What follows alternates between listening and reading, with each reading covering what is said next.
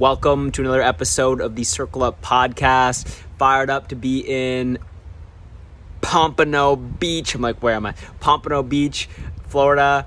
And I'm actually at the home of the man, the myth, the legend, the man that we did this episode of the podcast with. And I'm fired up to bring this to you because not only am I grateful just to be in his presence, it's one of those opportunities where like you just know when you're in the presence of somebody that the way that they live their life, the way that they show up as an individual, they interact with other people and the way they do their work and just the mastery that they have of their craft ripples into your life. And Jim Rohn always talked about how you're the average of the 5 people you spend the most time with. So I'm grateful to just hang out with this guy and then just stoked to share with you the lessons and the wisdom and the insight that he's gathered of over 20 years in the personal transformation space. So 20 years in personal transformation, 10 years specifically focused on the men's work. So this concept of masculine relationships, this concept of coming from integrity, coming from honor. And so this conversation that we had, as Avi points out in the podcast, actually requires a lot of courage. So if you have the courage to introspect about your life, we talk a lot about the difference between being a boy and being a man. We talk a lot about coming from your word, being a man of your word, being a man of honor, being a man of integrity, rather than a man that is swayed by his emotions. And this is important because we talked and I asked him straight up, I said, where is room for emotions for men? Where is room for embracing that feminine side of our nature? And he gets into it, and I think he talks about it in a way that's not only makes sense, but is engaging and understandable, and you can actually start implementing immediately. So fired up for this. I enjoyed listening along. So excited for you to have the opportunity to hear the insight of 20 years in the personal transformation industry. And if you're ready to confront what it looks like to be a man, what does it look like to live from your commitment and from your word and to experience true freedom, then this podcast is for you. Looking forward to seeing you on the other side. We just got off walking on the beach with Avi's dog, Chewy, and my dad's here. And we're hanging out with our friend Nicole, swimming in the ocean. Perfect place to be locked down, man. Chewy discovered that he can eat watermelons and surf. Yeah. Just in the last few days. Surfing, watermelon eating, massive 140-pound Rottweiler. Yeah. So, hey, man, just wanted to open up and say thank you for doing this. Yeah, for sure. I appreciate it. For those of you that don't know Avi, I've looked up to Nakash, Avi Nakash, for many years now, especially in the space of leadership, men's circles, personal development. We led a circle together in 2019, and I hadn't met somebody who held me to such a high standard in my life, a standard of excellence, you could say, in a long time.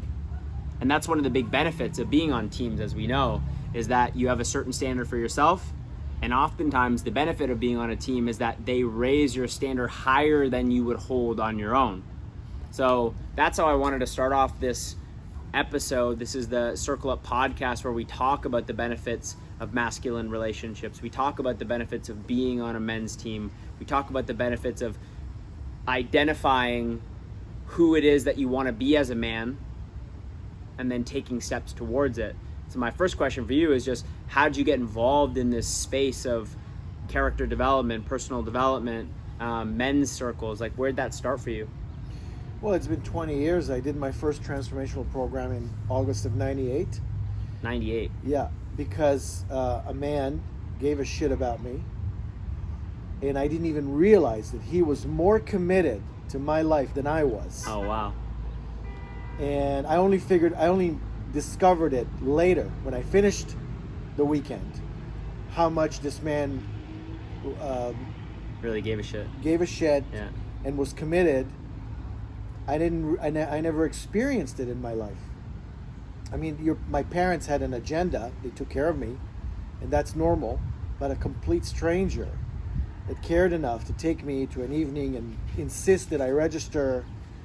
And then after that weekend, I had a completely different life. I discovered freedom, complete freedom. I discovered honor. And then how I got there was because somebody gave a shit. So that just completely blew me away. And then from then on, it was, hey, let's do that for the rest of my life. So it's been 20 years. 20 years. Doing that. One of the things that always inspired me in our conversation was you talk about this type of man, this breed of man that the world is really needing right now and really seeking right now, and that is kind of dwindling off. And maybe it was the way it was before, and then it stopped being that way. But you talk about this this man that the world is looking for. Can you describe kind of what you mean by that? Yeah, Einstein said the world is going to be destroyed not by the bad people, but by those who stood by and did nothing. And I think he knew what he was talking about. Most people are kind of neutral. They'll watch evil happen, and they'll watch the unworkability of life, and they won't say anything. They won't do anything. They won't stand for anything. And then there's the good people who lead the world forward, but they're very, very few, But what's going to take the world to transform? What's going to take the condition to transform? We constantly have children being born into a condition that doesn't work. If you look at the disease in the world, if you look at the wars, at the crime, the divorce, the homes, the broken homes for children, every generation that's born into it learns that this is normal. This is the only way to be. Well, it isn't. So when I look at humanity, I always see it like a ballroom dancing. The man leads the woman, and humanity is waiting for men to wake up and lead us into what's going to have life work. How do we go back to paradise and having a world that is safe to women, that men that are an example to children, to the next generation, they have somebody to look up to, and harmonious. We don't have to spend so much money, time, and energy defending ourselves from each other, but actually, do what Elon Musk does and just go, and grow and go forward. Can you imagine what the world would be like? No police, no armies, no insurance, no lawyers, all that effort just to protect ourselves from each other. If we were harmonious to each other, honorable, if we would not even dream about doing something that's not honorable, where would we be? Can't even dream about it. What kind of world we would have. This is paradise. We don't have to wait for paradise. We just, we screw it up. Look, I started out as a con man. I didn't know any better. I thought, hey, I don't care about anybody. I want to just make it. I want to make it. How do you do that? Well, somebody taught me, hey, if you don't steal, somebody else will. So what's the difference? I didn't know. I had no honor. I just was trying to survive the best way I could. But when I got honor, I said, that's it. I want it for myself, for everybody around me. So I refuse to cause damage anymore in this world. Not to other people, not to animals, not to the environment. I refuse. It took me 15 years to be able to get up in the level where I can safely say, I don't harm. My life does not harm anybody. And I think that's valuable introspection, even just for me hearing you, that it took you 15 years, because I'm only a few years into this conversation about integrity and in honor and being an example for children, as you mentioned. Yeah. And I'm often like, oh, damn, Jonathan, I could have done something different there. Or, damn, why do I keep lying to myself or not being completely truthful and completely honest? So there's still a place for us here, yo. We're gonna be good. Like, if you're fucking it up right now, like I'm fucking it up right now in many ways, like it's okay. There's time, there's an opportunity for us to do that. One of the things I want to tie in is you mentioned honor, and you also mentioned another distinction called unworkable. Can you kind of how do those two tie together, and what are they? How do you see them both? Absolutely tied together. So imagine that you have 7 billion people in the world and everyone has a point of view. of what you should do and what you shouldn't do and what to believe and what not to believe. Well, how are you going to make that work? It's impossible. That's why the world doesn't work.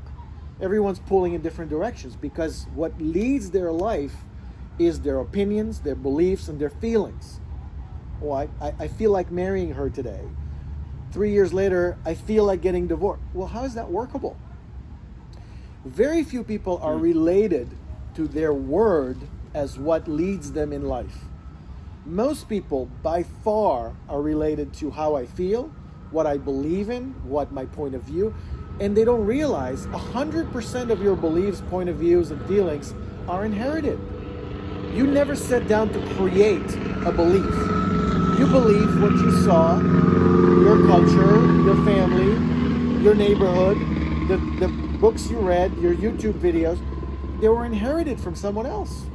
Yeah. But if everyone in the world, or at least enough people, said, I'm going to take a stand because I said so, because I gave my word to that, I'm going to live at least at the most basic level, harmonious life. I am not going to cause damage to anybody. I'm not going to lie. I'm not going to cheat. I'm not going to steal. I'm not going to kill. I'm not going to cause damage to my environment. The world will explode into the next level. So a word-based life. Who I am is what I said. What I'm going to do today is what I said, not what I feel like or don't feel like. It's commitment-based. It's word-based. Yeah. So that's a transformation, especially for men, because men are very much related to the producing results, action, the physical world, reality. That's very important for men. And there's no other way to do it than integrity and honor. Yeah, one thing that comes up for me is like, especially in the last year, because I spent a bunch of time in Guatemala, and in that spiritual focused community, a lot of it was tapping into what is your heart telling you? What is your gut telling you? What are your emotions telling you? Like, feel those feelings. And so when I hear a world based off of your word, I'm hearing a very masculine focused, like at the forefront of how you live is a very masculine focus. Where does emotion, where does energy, where does like these kind of like intangible, you can't really put your finger on it, where does that play into your life? Because is it always, no matter what I did, this is what I said I was going to do, so it happens this way? Well, it depends what leads. We're not saying don't have emotions by all means. No, have more emotions. Absolutely. Just don't let it lead your life. Have your feelings, because I feel like having chocolate every day. I do. Do I want to pay the price of eating chocolate every day? No. So I don't let emotions dictate my actions. Now, you can absolutely, like when I go to meditate, for example, I'm flooded with emotions constantly, and I'm absolutely committed to feeling everything in life, not to suppress anything. It's just that what's going to lead my life is, so let's say, I'll give you an example. Let's say I say, okay, I want to be financially free. So that's my word, right? I give my word, I'm going to be financially free, because if I'm going to lead men and be an example to people, I want them to say, hey, this guy, I don't have any advantage. My parents didn't give me anything. Both my parents are actually broke. I'm not smarter than anybody. If I could do it, if I could be financially free, anybody can. Almost anybody can. So that's what leads the way. So then I go do the math and I figure out how much my expenses are, how much my income is, and I'm gonna have a plan. Now on the way, now that I'm financially free, look, I can spend all day at the beach. That makes me feel pretty good. Yeah. I can drive a nice car. I can go travel the world. All these things make me feel great. Yeah. If I had a 9-to-5 job that I hated, how would that make me feel? So you absolutely have room for any emotion. By far, we're not here on this planet to not feel. Feel everything. But you got to get, a lot of your feelings are habits. A lot of your feelings are inherited from somewhere else. Sure. And even the bad feelings that you feel about yourself. I'm not good enough. I'm not worthy. I have one that I'm a loser. All that stuff. you can just experience it and not give it that much power. Yeah. You know, so Yeah, that's useful. feeling's great. I think one of the interesting things that we talked about while we were walking on the beach today is, and I want to give you full permission in this moment to I don't know, maybe not brag, but like just like to communicate your expertise and to communicate your experience, because one of the things you said to me today was that we have the way our men's circle is kind of set up is that there's like a region, and then in the regions there's tribes, and in the tribes there's teams. And you said one of the reasons why you continue to come back to men's teams is because you have something to contribute. Yeah. And you feel that in a way you have something to contribute that a lot of other men don't have to offer. And so I'm just wondering, like, what would you say that is? Like, what is it about you that you have to offer that other men aren't offering? Yeah. I don't know if you've ever read the book The Outliers. It's, Malcolm Gladwell? I'm not sure about the author, but Okay. he's talking about like the Beatles, Bill Yeah. Gates, a whole bunch of people that mastered something. Okay. And he said that by his research, they spent about 10,000 hours Sure. mastering something. I happened to, when I moved to LA in 2000, I happened to be, LA was the center, landmark education center, the biggest in the world at the time. Landmark education. Yeah. And all forum leaders, the people that lead transformation, would go to LA to get trained. Okay. Because the best leaders were there. And I happened to be there during that time, I guess my destiny. And I got trained by the best coaches in the world for 10 years. Wow. And in front of thousands of people, thousands and thousands of hours. So I calculated it came out to about 10,000 hours being trained. And I got something from that's at the highest level that I think in the world in the area of transformation. And so in our world, in the Sterling men's team's world, I haven't seen anybody that's trained at that level. Yeah. And that's one of the reasons is that that we keep staying at low numbers and we can't expand, is because the leadership, there's not enough leaders that will lead it properly so that men continue to get value. Yeah. So I have, a lot of people took a stand for me, trained me, had a lot of patience with me. And when I was being a total idiot, and I eventually got to a certain level that, when you get to a certain level, all you want to do is give back. You want to give it to others. So that's like my higher purpose. That's the thing that is the most fun for me to do. Yeah. Is train and lead transformational, seminars. And it's my self-expression. Yeah. I have to do it. So that's what I got to give, these men. When you go to Landmark, all the trainers train each other. So there's people that are at various kind of levels. At Sterling, that nobody's really being trained. True. At that level. Yeah. So when I watch them, they just repeat what he says. They don't get the principle. They don't get the distinction.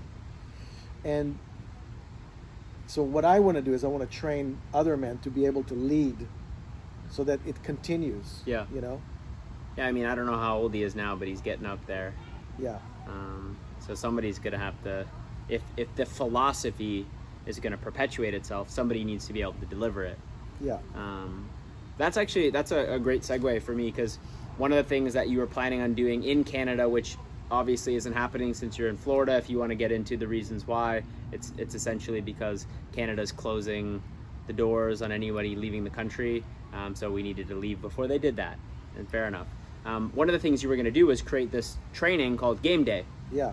Do you mind sharing a tool with us or a distinction with us? I know there's a variety of them, but something that our listeners could think, maybe use to think about their lives in a different way, given that you were trained for a decade by some of the best transformational coaches and leaders that Landmark International has generated. Like, what is one of those, like, just to give us kind of a taste of a distinction that can actually make an impact in somebody's life? You mind sharing that? No, absolutely. So one all of game day training is a 3-day training for men that is a body of distinctions. It's all it is, distinctions. For men to have the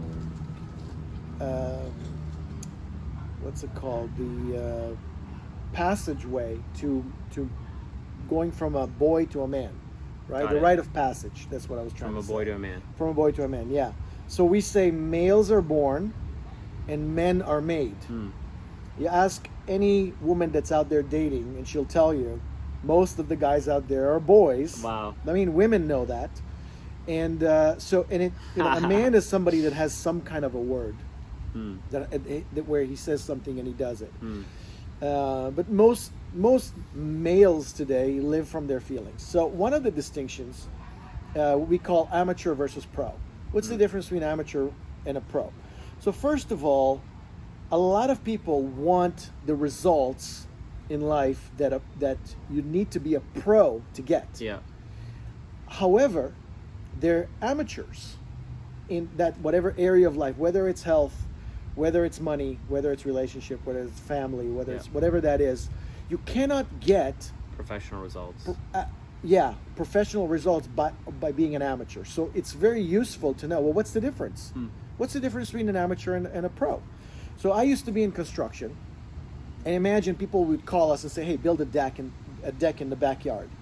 So some people will take it on themselves. It's like, hey, I don't want to spend the money with a contractor. I want to do it myself.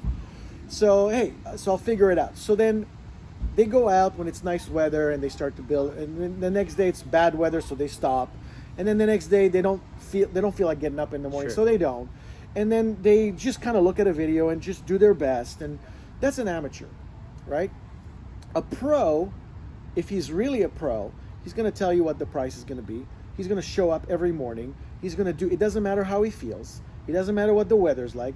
It doesn't matter if he's, has other things in his life. He's going to make the deck the way the deck's meant to be done. Yeah. It's going to be straight. It's going to be leveled. It's going to be strong. It's going to be done with the right material, the right nails, the right angles. Now, in order to be a professional, he had to be trained somewhere. You either go to school or apprentice a professional, so that what you do every day has nothing to do with your mood, has nothing to do with how you feel or your beliefs or point of views or circumstances. What you do, so the homeowner can count on you that you're going to deliver exactly what you said at the best possible way at the time you said you were going to do it, for the price you said you were going to do it. That's a professional. Amateur, he'll be there one day, he won't be there one day, he'll use this, he won't use that, he'll experiment. So that's the difference. A professional does what he says, and he does things the way they're meant to be done, the way he was trained to be done. An amateur lives by his feelings. And I'll give you another example. NBA players. Yeah. So I want to play basketball. I go to the courts and I find a team and I play. And when I'm too tired, I stop. Yeah. And when I don't want to come tomorrow, I don't come. And I'll just play. An NBA player goes, trains every day. He eats properly. He has a coach. He shows up and he does what he's expected to do. Two completely different worlds. Now, how does that apply? Like we said, a lot of people want to be rich. Rich is a function of being a pro with something. You cannot be rich being an amateur. I mean, you may stumble and get lucky, but you lose it. A lot of people want a six-pack and a healthy body that functions at 100% energy. You can't do that being an amateur. And eating, well, what are you going to eat tomorrow? I don't know, whatever's there. So for men that are interested in living a masterful life of excellence, this is a very, very powerful distinction. And we will go through step by step, like every area of your life in the training, and go until you realize, well, most of my life I'm living like an amateur. And I'm shocked that I'm not producing results as a pro. There's also a lot of pride and satisfaction when you've mastered something in life. You paid a price, you spend in a lot of hours training, but there's a lot of satisfaction and fulfillment when a man, and I talk about men because I train men, women too. master something, and you can actually be great at something, at least one thing. So that's one distinction. Thank Make you. sense? Yeah, well said. I think a lot of people will get value out of that differentiation between pro and amateur. I'm already thinking to myself, damn, like there's a couple areas where I almost like show up like fronting that I'm a professional, but I have a lot of work to do. Yeah. Before I would really, I feel like from the outside, someone looking in would be able to say, yeah, Jonathan's a pro at this. So thanks for that. I appreciate it. Yeah. The other thing that really just piqued my interest, and I feel like you're someone that's a great person to chat on this, is that difference between a boy and a man. Like what is that? Like, how does somebody that's listening right now, because you said males are born, Men are made. Yeah. So how does a man today, or a male today, look at himself and introspect, am I being a boy or am I being a man? And then there's like a lot of interesting things we could talk about here, because it's like, well, how does a woman know if the man that's pursuing her, or the man that she's with, or her partner, is being a boy or a man? So could you help to differentiate and distinguish the difference between the two, and how can we start to take steps towards building ourselves as a man? Yeah. Well, first of all, anybody listening to this would have to be really courageous to confront this question. I had to confront 10 years ago that I was a boy in everything. Damn. And that was in my 40s. I was still being a boy. Damn. I mean, to me, if you haven't gone through a rite of passage, a professional, program that, it could be martial arts, it could be military, it could be actual transformational program. But if you haven't gone through a rite of passage, or you were lucky to be 1 in 1,000 that have the kind of parents that would put you through it, you can pretty much consider that you are being a boy in life. And so you look for whatever that rite of passage is to become a man. I don't know. I tell the story in the training. It's a very short story it's called my lion story. So I watch nature shows, and I watch these lions in the pride, and the males get to a certain age where their dad kicks them out because they become too dangerous. Sure. They start to smell like males, and they start to challenge him, and he kicks them out. And for the first time, they go out and they have to hunt on their own. They've never hunted on their own because, the females usually hunt and they come and eat. And they go through, and I'm watching this, and they go through like 2 weeks of trying to hunt. And they're starting to get weaker and thinner. And it's now either they're going to make a kill or they'll die. And, so they sneak up on the deer, and they make too much noise, and the deer runs. And you sneak up, and it's against the wind, and he smells them, and he runs. And then sometimes they just put their claws in it, but they didn't close it. And the deer runs, and they get weaker and weaker, and they start to starve. Damn. And at some point, they do everything right. They go in, they're stealthy, they're quiet, they go against the wind or with the wind, and they make the kill, and they eat. And then you watch their face, and you see the look in their eyes. They're no longer lion cubs. They become killers. Lion killers. From that moment on, they are now lions. Yeah. Men have to go through that too. Every man has to go through that rite of passage where he gets, I am no longer a boy. I'm no longer, I'm a man with a purpose. There is no such thing as a man without a purpose. I'm a purpose, and never mind, my purpose is bigger than anything else. Not my women, not my children, not my family, not because if you don't have a purpose as a man, you're useless to women and children. You're useless to your family. You actually have a purpose in this life. If you just hang out, that ain't it. So living for your purpose, making a difference in the world, contributing, doing something good that's better than other people, mastering something, makes a man. Thanks for that story. Yeah. Great story. How do you see that for yourself now? Because now a lot of people looking at you, they'd say, well, Avi's just hanging out on the beach with his dog. What kind of a purpose is that? How do you define that for yourself? Because even in these transitionary periods, it might be challenging to kind of pinpoint and identify that. But is it a life purpose that you are drawing energy from? Or is it like a day-to-day purpose? Or how do you distinguish that? Because a lot of men listening would say That's a very interesting concept. There's no such thing as a man without a purpose. Yeah. And if we're saying that it's likely that you may be acting as a boy right now, but you need to be very courageous to confront that idea, well, if you don't have a purpose, if you don't have a direction, then you may be acting as a boy. So what is your purpose? How does a man find that? How does a man discover that for himself, or does he just pick it? So how does that work? Yeah, well, to me, it happened actually during meditation. I got crystal clear, Wow. but not in thought, in actual experience, that what I'm here for in this world is to free people to be all they could be. Freedom from their chains, from their barriers, from their just freedom. That's what that's my purpose is. So I have to demonstrate it. I'm in this kind of human development that's not teaching somebody something. I don't want to be a teacher, sit there and go, hey, this is what you should do. No. Yeah. I am only going to lead stuff that I went through, because I'm going to walk first. Yes. And if I figure it out, then I can tell other people, okay, follow me. Yes. That's the kind of education I'm interested in. Yeah.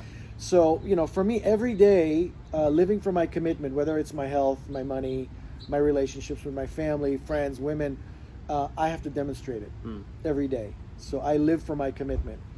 But as far as giving back, being on a men's team, putting together game day training, and taking steps towards that actually happening, training men in what we're talking about. That's what my life's about. That's what it's always going to be about. And I do it at whatever capacity. If I do it for 10 people on a team, great. 1,000 people, during a training weekend, great. Yeah. On TV, even better. Yeah. But yeah, to answer your question, number one, you have to live it. Whatever your purpose is, you have to live it. You can't be a phony and say, hey, you should all do this. Like, I spent 80 days not eating in 2 years. Yeah. That's probably the most torture I've ever experienced. You can't tell me that I'm not committed to health. For context, Avi did 2 40-day fasts in Costa Rica in the last 2 years. Yeah. Water fasting, so just water. So if I'm going to talk to people about being committed, being a pro, being healthy, which I know for most men, that's a big commitment. Sure. I can't talk about it. What gives me the right to talk about health? But I walked it first. I did it first. Now I eat fruit most of the day. Sure. So I'm not going to tell people what to do when I'm not going to do it. I had most chances of not being financially free because nobody taught me. Both my parents are broke, and I am financially free. Took me 30 years being a boy. Once I switched to being a man, money just showed up. There's no problem. And then my relationships with my family, my friends, I'm completely blessed by that. I don't have any issues with anybody in my family or friends, and I used to. I barely spoke to my parents. Spoke to one sister, not the other. Friends always had problems with, but I cleaned it up.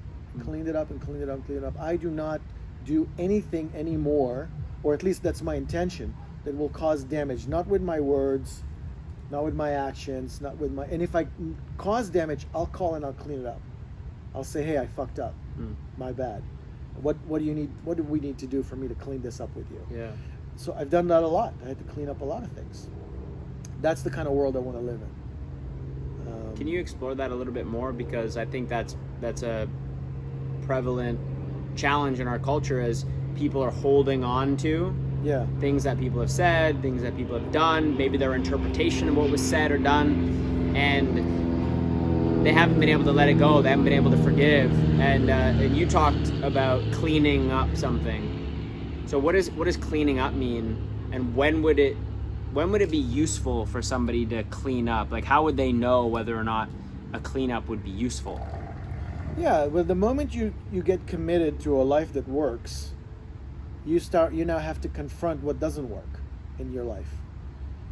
And I look at what doesn't work in my life, and then it's an integrity issue for me to step over it. So one of the first things you get when you do transformational human development is that you're a jerk by design, not a personal thing. That's what gets us to turn around and be introspective. It's like, oh, I'm a jerk first. And then when you start to look at life from I'm a jerk, you see, wow, man, I caused a lot of damage with my parents, with my sisters, because I live from my point of view. And anybody that doesn't have my point of view, screw them. You know, Sure. I don't care. And never mind strangers and all that, and customers, and a lot of damage. So for the people that, as I started doing this work, I started to clean it up with people. Cleaning it up means, hey, so if I get it, I'm a jerk first. I get that I do things that don't work. Okay. In my environment with people, and then because I spend most of my life justifying myself and explaining and excusing and, oh no, I was right and I was right. Who cares who was right? Now I don't look at it that way. Now I'm a jerk first. So if I caused damage with somebody, if I said I'm going to meet you at 4 and I showed up at 6, I get that I fucked up. I broke my word with you. I made you wait for 2 hours. So, now I know here and there I'm going to do that. I'm still a human. I'm not perfect. So then there's things to clean up. And if I did something that hurt somebody, either with my words or with my actions, I would call and I would clean it up. And cleaning it up means I'll do whatever. I'll fix the damage that I caused. Sometimes you can do it, and sometimes you can't. Sometimes somebody just waited for you half an hour, and there's nothing you can do. That half an hour is gone. So maybe you'd give him another half hour, or maybe you take him out for lunch or something, something.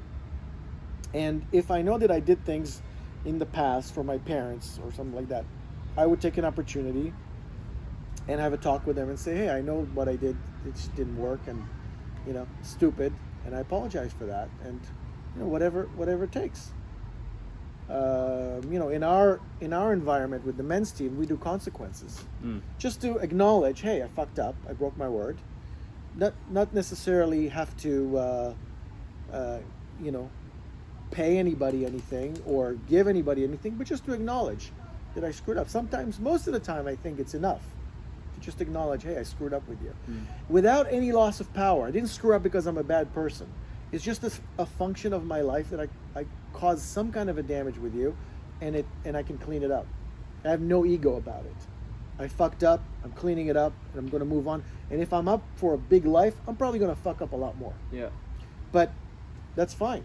I'm not trying to be perfect. I'm just going to go and be committed and learn as I go. And I'm committed. Anybody that could call me and say, hey, you fucked up with me or you screwed up, no problem. What did I do? Let me clean it up with you. Because I don't want to have lists with people. I don't want to have entanglements with people. I don't want to have baggage with people. Because I want to live the way I want the world to be. Harmonious. Harmonious means you don't cause damage to anybody. JC said, do unto others as you would have them done unto you. That's the golden rule. I want to take that on.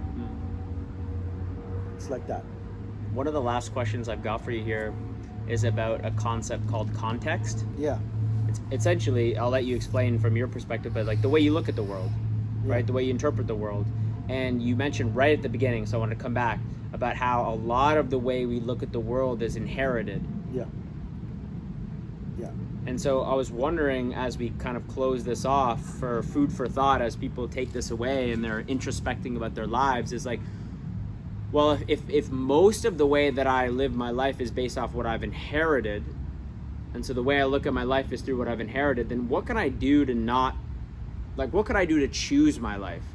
What can I do to know that the decisions I'm making and the actions I'm taking and the purpose that I'm going for is via what Jonathan wanted to do versus just what I happen to have fallen into?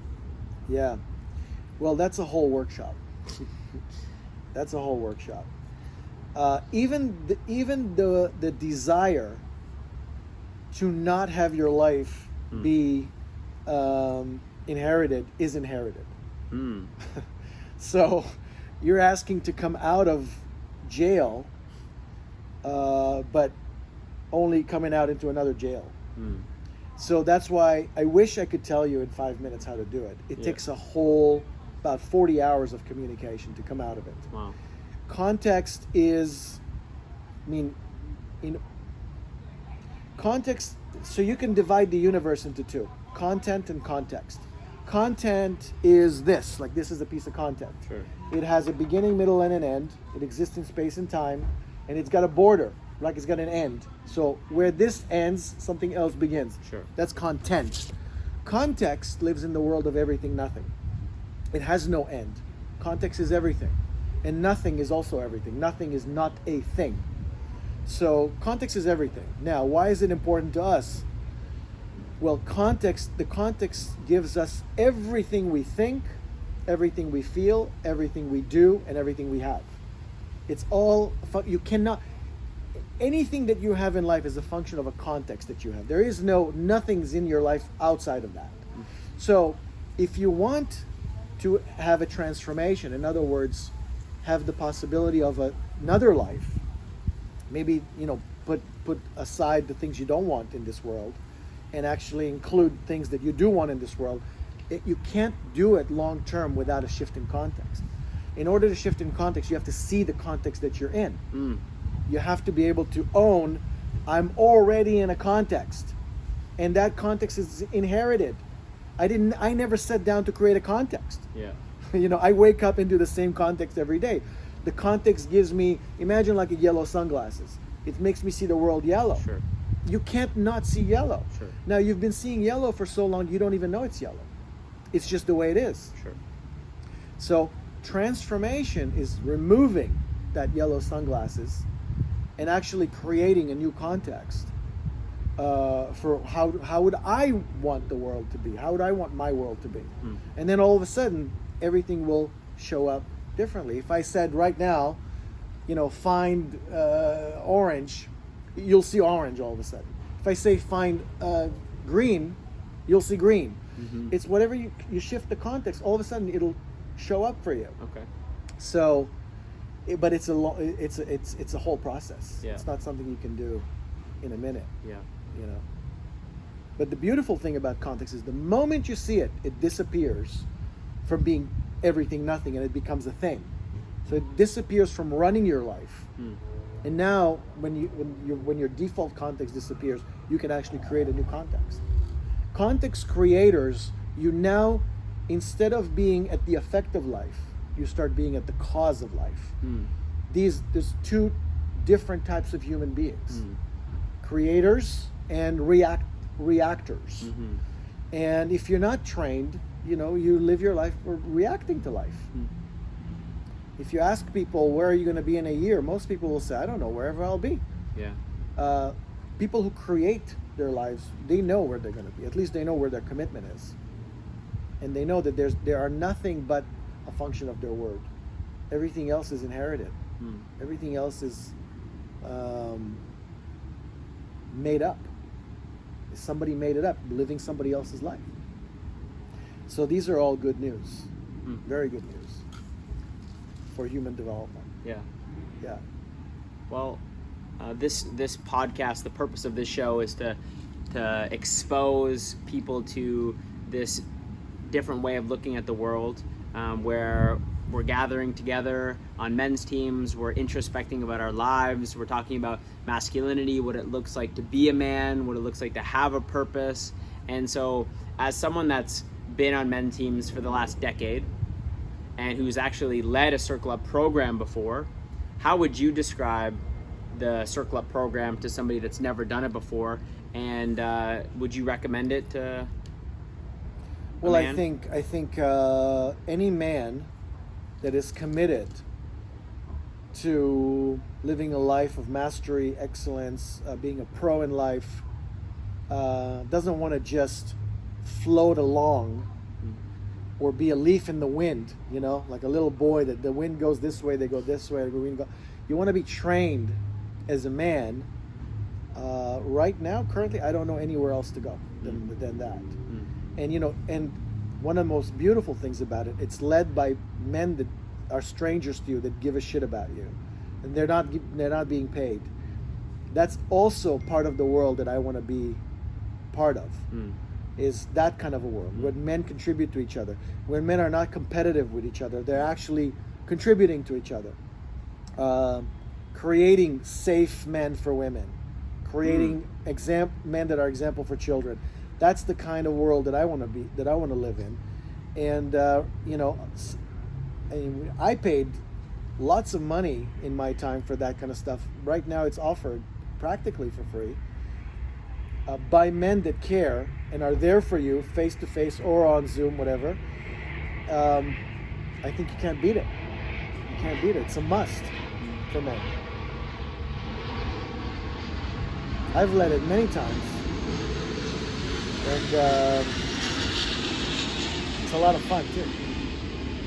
Well, thanks for doing this, brother. Absolutely. I really appreciate it. This was fun, and it's great to see Avi and I. We weren't able to connect when we were both in Costa Rica at the same time. He was off fasting, doing his retreat, but now he's eating fruit again, and we're both in Florida, so I was happy to have you here, and I couldn't pass up the opportunity to have your wisdom imparted on the Circle Up listeners in this community. I think you're a really positive role model for me and for men of how to live their life, and so thank you for doing this. I really appreciate that. And maybe if you're open to offering a last idea, you talked about freedom on the show. Yeah.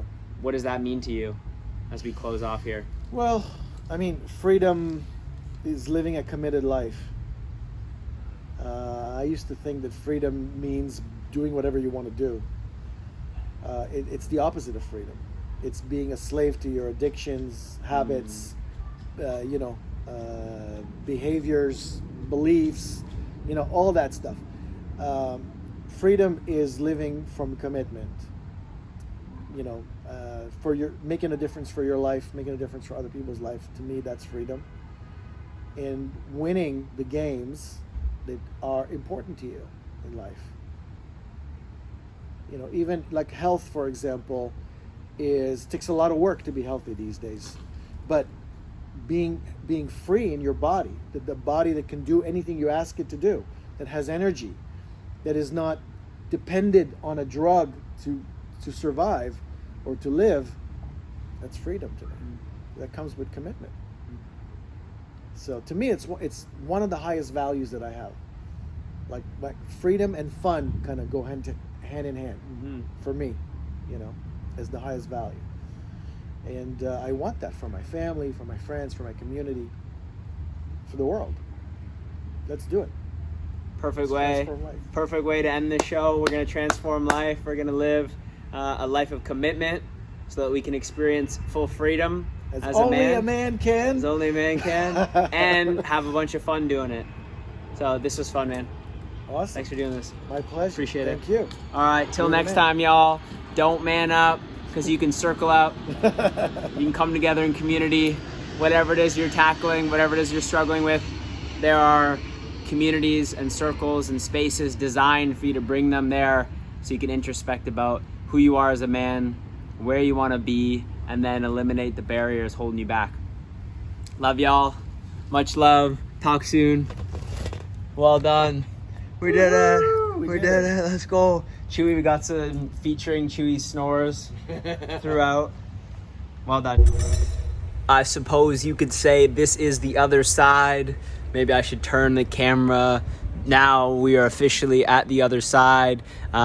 Just gratitude going out to you, Nakash. Thank you for taking the opportunity to share with our listeners what it means to be a man. I know we just touched the surface, and as you went on in multiple moments of that podcast, some of these conversations, some of these distinctions require 40 hours of communication to get. So excited to bring you back on the show in the future. Thank you for doing this. And for those of you that tuned in as listeners, we love you. We appreciate you. This community wouldn't be possible if it wasn't for your commitment to improving your life. Every act of selfishness, of self-care, of self-love, of doing the things that you need to do to take care of yourself is actually an act of selflessness. The stronger you are, the stronger your relationship to your word, the stronger your relationship to your commitment, the more you know your purpose and live it, the better off, as Avi said, you are for your women, for your family, for your community, for the other men in your life. So thank you for doing the work of introspecting about who you are as a man, uncovering what those barriers are that's holding you back from being that man and then taking action every single day. Mad respect to y'all that are doing that work. Thanks for tuning into the podcast. If you like this, subscribe. If you like this, share this with a man in your life that you want to surround yourself with, that's on the same path as you. We would love to include them in the Circle Up community. And last two things. Number one, the next Circle Up open event, free open event. Anybody can participate. If you never experienced Circle Up before, we got some gardeners in the background. Apologies for that. If you've never experienced Circle Up before, December 15th, hit me up at Jonathan F. Andrews on Instagram or on Facebook, or message us at the Circle Up community project Circle Up and find out how you can get the details for December 15th. We'd love to have you there. Those live events, this podcast is an amazing platform, but does not replace those live events where you see and feel and understand with conviction that you're not alone. Whatever the struggle, men are going through similar challenges, and we have each other's back as we're doing it. So join us December 15th. And last but not least, all of this wisdom has been distilled into one source, which is the Man You Know I Got You book. We actually sold out.